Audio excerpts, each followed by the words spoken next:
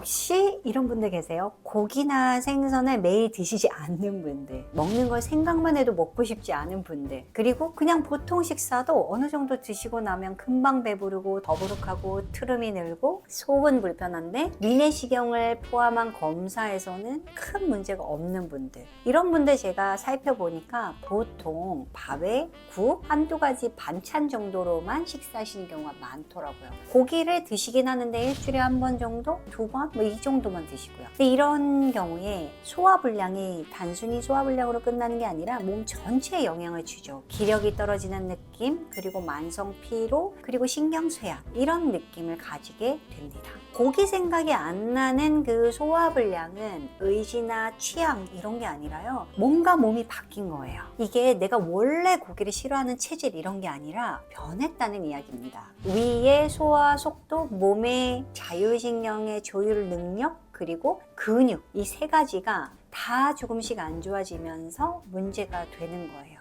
회복을 제대로 하셔야 되거든요. 그래서 제가 오늘 그 이야기를 좀 심도 깊게 이야기해 드리도록 하겠습니다. 먼저 산보다 중요한 게 사실 운동성이 좀 느려진 위예요. 소화불량, 속쓰림, 어떤 분들은 위산이 너무 많이 나와서, 또 한편으로는 위산이 너무 안 나와서 문제라고 알고 계시죠. 둘 다 틀리지 않은 말이지만 특히 60대 이후이시라면 이게 산 하나로 모든 게 해결되지 않아요. 무슨 얘기냐면 위산 저하가 있다 손 치더라도 위산을 넣어준다고 바로 좋아지지가 않는다는 거예요. 그러니까 두 가지가 같이 바뀌어요. 첫 번째는 점막의 방어력이 약해지고, 그 다음 위를 비우는 배출 속도가 느려집니다. 그러니까 산이 줄었다 이것보다는 잘 비우지 못하고 자극에 약한 위가 됐다, 이렇게 이해하시면 됩니다. 여기서 소화불량 증상이 더 직결되는 건요, 이 위 배출입니다. 그러니까 금방 배부른 조기 포만감이 있으시거나 식후에 뭔가 여기 걸려있는 느낌, 더부룩한 느낌, 트름이 계속되는 느낌, 약간 메스껍고 울렁거리는 느낌, 올라오는 것 같은 느낌, 이게 위 운동의 속도 이슈일 경우가 많습니다. 그러면 제가 오늘 꼭 얘기해 드리고 싶었던 거, 왜 고기, 생선 이런 거에 대한 욕구가 떨어질까요? 밥은 먹혀요. 밥에 국 말아서는 다 잘 드시거든요. 근데 단백질 욕구가 꺼집니다. 아주 현실적인 이유가 있어요. 단백질은 위한테 일을 많이 시키거든요. 그러니까 고기, 생선, 달걀 이런 단백질은 위가 처리해야 할 일이 아주 많아요. 즉 위가 더 오래 섞어줘야 되고요, 더 오랫동안 천천히 내려보내야 하고, 더 복잡한 소화 과정을 거칩니다. 그러니까 만약에 위가 느려져 있으면 단백질은 좋은 음식이면서 동시에 몸이 체감하는 난이도가 높아지는 거죠. 그러니까 심화학습 같은 거예요. 그래서 실력이 안 될 때는 심화학습이 어렵죠. 그래서 몸은 본능적으로 쉽게 넘어가는 기본적인 문제만 풀고 싶어져요. 탄수화물 쪽으로 기웁니다. 이게 의지가 약해서가 아니라 이 느린 위가 본인이 선택하는 생존 전략인 거예요. 근데 문제는 이게 악순환이에요. 우리가 한두 해 이렇게 지내면 문제가 없지만 지속이 되면, 그래서 단백질 섭취가 점점 줄면 근육이 떨어지죠. 근육만 떨어지나요? 손톱, 머리카락, 그리고 우리 몸의 모든 면역세포는 단백질에서 기원하기 때문에 모든 기력 저하가 시작이 되는 거예요. 근육이 떨어지면 몸은 더 쉽게 피곤해지고 움직이고 싶어지지 않고요. 결국 위 배출을 도와주는 생활의 추진력도 떨어지게 됩니다. 그래서 단백질 욕구가 꺼진다. 이렇게 되면 이제 밥, 국, 심지어 말아서 먹고 싶은 느낌, 뭔가 국물에 적셔서 먹고 싶은 그 느낌이 들고, 그러면 점점 근육이 저하되고 더 위는 기능이 떨어지고 악순환의 고리가 만들어지는 거죠. 근데 여기에 이제 원리를 좀 알아봐야 되는데요. 자율신경, 제가 이전 영상에서도 자율신경 이야기를 한번 해드린 적이 있습니다. 우리 몸에는 이 속도를 올리는 모드가 있고 속도를 낮추는 모드가 있어요.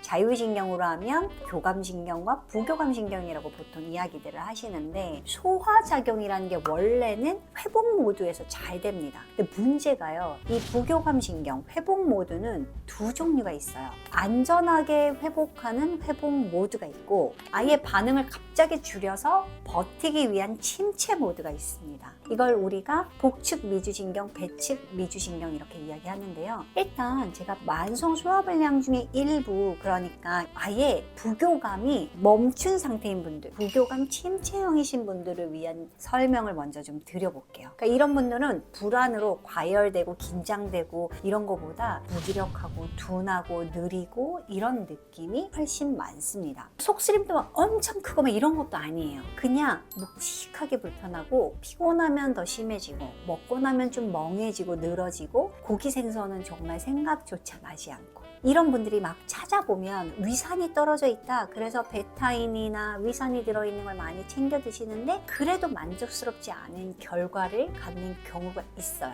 왜냐하면 아까 말씀드린 대로 이게 핵심이 산이 아니라 속도와 조율의 문제이기 때문이에요. 자, 일단 한번 잠깐 체크해 보세요. 1번, 속쓰림보다 더부룩함이나 조기포만이 더 주증상이다. 2번, 고기, 생선, 달걀은 좀 부담되고 오히려 밥이나 면, 죽이 더 땡긴다. 3번, 먹고 나면 기운이 오르기보다는 뭔가 더 피곤해지는 느낌이다. 4번, 피곤한 날 아니면 수면이 부족한 날에는 이 소화불량 증상이 더 심해진다. 5번, 식사 속도가 느려지고 먹는 게 귀찮다. 6번, 밥, 국, 그리고 김치를 포함한 짠지 반찬으로 식사를 하는 경우가 많다. 7번, 체중은 크게 안 변해도 근력이 떨어진 느낌이 든다. 마지막 8번, 약을 먹어도 불편감이 남는다. 이 8가지 증상 중에요. 만약에 4개 이상이 된다. 그러면 오늘 제가 말씀드리는 이 루틴 꽤 도움 되실 거예요. 한번 따라해 보세요. 자, 솔루션. 실제 몸이 바뀌는 구조를 만드는 게 중요합니다. 아까 말한 대로 부교감 침체형이신 분들의 핵심 목표는 단 하나예요. 우리가 일을 할 수 있게 몸의 반응성을 켜주는 거예요. 물론 과열을 끄는 게 아니라 꺼진 걸 켜는 쪽으로 가는 거죠. 가장 중요한 6가지 생활 습관 요소들 중에 무엇보다 우선순위가 되는 건 1번, 인지하는 겁니다. 내 감각을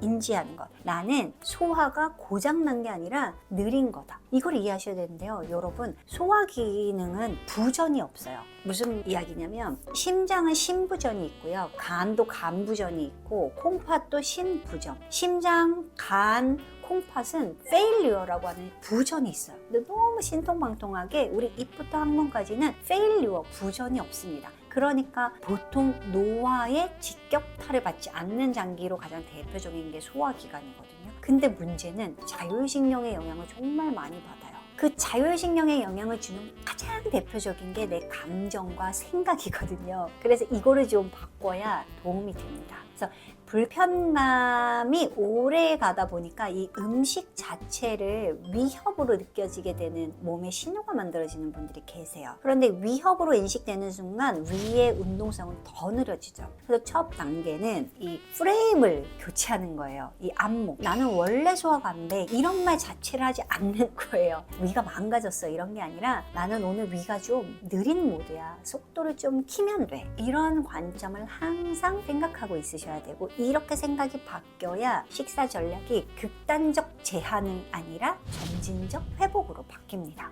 이게 무슨 말이야? 소화가 안 될 것 같으니까 아예 고기 안 드시고 아예 생선 안 드시고 계란 삶은 거 안 드시고 이렇게 하시지 않고 조금씩 도전해보는 자세로 바뀌게 된다는 거예요. 두 번째는 호흡입니다. 호흡은 들이마시는 것과 내쉬는 들숨 날숨이 있는데요. 특히 이제 보통 명상하면 날숨에 집중을 많이 합니다. 하지만 소화불량이 있는 부교감 침체형이신 분들은 날숨은 그렇게 중요하지 않고 들숨이 중요해요. 왜냐면 몸이 약간 수축된 채로 굳어 있거든요. 이런 분들은 좀 어깨도 굽고 상체에 근육이 별로 없는 분들도 많이 있으세요. 그래서 의자에 앉아서 골반 세우는 게 진짜 중요합니다. 여기 앉은뼈라고 하죠. 동그란 뼈가 바닥에 닿을 수 있게 앉고 목을 세우고 어깨를 편안하게. 근데 여기도 바른 자세를 하시려고 하면 너무 힘이 많이 들어가서 그렇게 하지 마시고요. 그냥 이렇게 왔다 갔다 한 번씩 3번 정도만 하고 내가 가장 편하다고 느끼는 자세를 그냥 잡으세요. 물론 그게 지금 현재는 굽어 있는 자세일 수도 있어요. 하지만 그 자세가 움직일 준비가 됐다라는 신호가 만들어지는 시작점입니다. 오히려 억지로 바른 자세라면 이게 더 힘이 들어가요. 그러니까 내 몸이 그냥 현재 좀 바르지 않은 자세라 하더라도 내가 편하다고 느끼는 자세를 하고 식사를